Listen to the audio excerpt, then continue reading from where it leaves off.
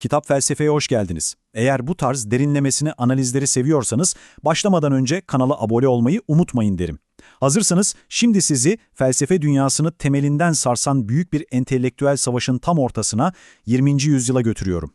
Şimdi bir düşünün, Platon'dan Kant'a, yani binlerce yıldır filozofların kafasını kurcalayan o devasa problemlerin, hani o hakikat nedir, adalet nedir gibi soruların hepsinin aslında basit birer dil bilgisi hatası olduğunu söylesem, kulağa çılgınca geliyor değil mi?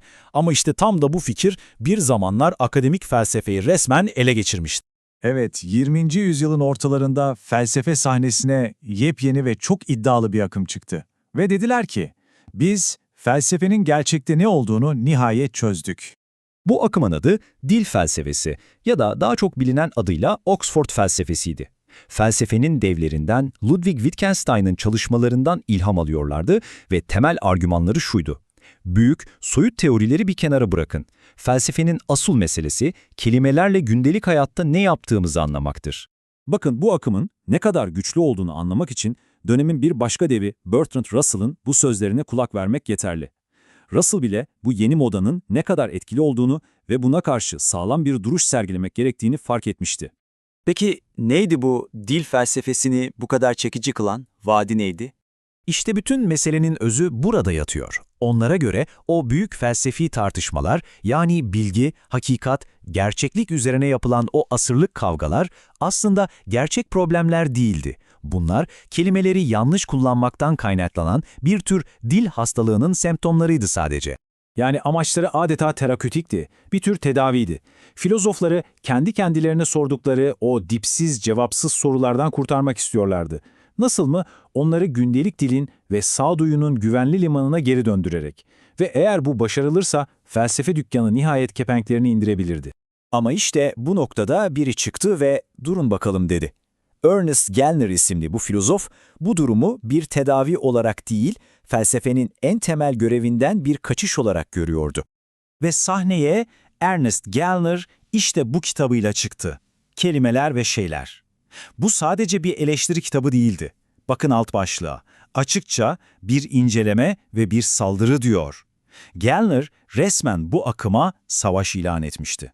Gellner bu savaşı nasıl yürüttü? Peki, sadece siz hatalısınız demekle yetinmedi, çok daha zekice bir yol izledi. Rakiplerinin kullandığı argüman taktiklerini, o tartışma hilelerini tek tek deşifre etti ve onlara öyle akılda kalıcı isimler verdi ki unutmak imkansızdı. İşte ilk taktik, yem ve tuzak. Olay şu, size diyorlar ki biz burada sadece kelimelerin anlamlarını tarafsız bir şekilde inceliyoruz. Ama Gellner'e göre bu bir yem. Çünkü bu sözde tarafsız incelemenin sonunda sizi aslında en başından beri varmak istedikleri o sağduyulu sonuca doğru sinsice çekiyorlar. Yani bu bir tartışma değil, gizli bir yönlendirme. İkinci numara ise ürpertiyle felsefe.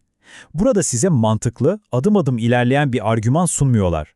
Onun yerine öyle gizemli, öyle vurucu bir laf ediyorlar ki bir anlığına "vay be, evrenin sırrını çözdüm" hissine kapılıyorsunuz.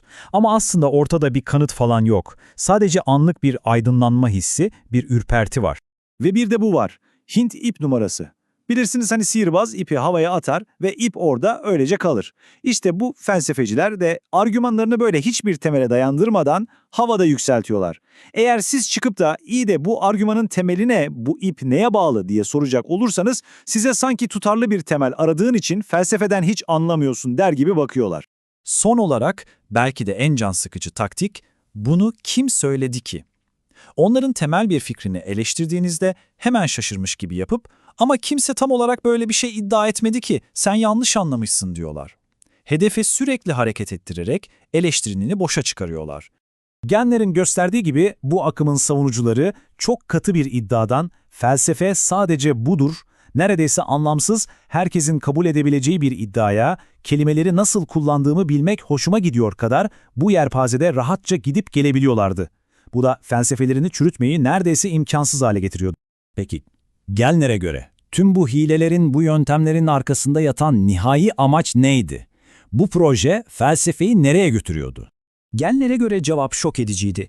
Bildiğiniz gibi felsefenin klasik amacı Platon'un meşhur mağara alegorisindeki gibidir, bizi gölgeler dünyasından çıkarıp gerçeğin ışığına, aydınlanmaya götürmek. Oysa Gellner'e göre dil felsefesi bunun tam tersini yapıyordu. Filozofun yeni görevi bizi mağaranın içine, yani gündelik dilin ve sıradan önyargıların o konforlu karanlığına geri sokmaktı. Yani bu akım ne diyordu? Binlerce yıllık koltukta oturup düşünme eylemini, yani filozofların insanlık için ürettiği bütün o soyut fikirleri küçümsüyordu. Onlara göre ihtiyacımız olan tüm bilgelik zaten sokaktaki insanın gündelik konuşmalarında mevcuttu. Sanki bütün cevaplar dilimizin içinde gizliymiş gibi. İşte Gellner'in asıl isyanı tam da bu noktadaydı. Hayır diyordu, felsefe bir konfor alanı değildir. Felsefenin görevi mevcut durumu kutsamak, her şeyi olduğu gibi bırakmak değil, tam tersine onu sarsmak, sorgulamak ve acımasızca değerlendirmektir. Bu yüzden bir filozof bu görevden asla feragat edemez. Ve işte Gellner'in manifestosu felsefenin ne olması gerektiğine dair net bir tanım. Filozofun işi lafı dolandırmak, ima etmek değil, açık ve seçik konuşmaktır. Sadece kelimelerin dar sınırlarında gezinmek değil, evreni ve insanı anlamaya yönelik genel teoriler inşa etmektir. Ve en önemlisi değerlendirmekten, yani iyi ile kötüyü, doğru ile yanlışı ayırt etme sorumluluğundan kaçmak değil, tam da bu işin merkezine dalmaktır. Sonuçta Gellner'in bu güçlü saldırısı bugün bile geçerliliğini koruyan o temel soruyu sormamıza neden oluyor. Biz filozoflarımızdan, düşünürlerimizden ne bekliyoruz? Bizi rahatlatmalarını mı, yoksa rahatsız etmelerini mi?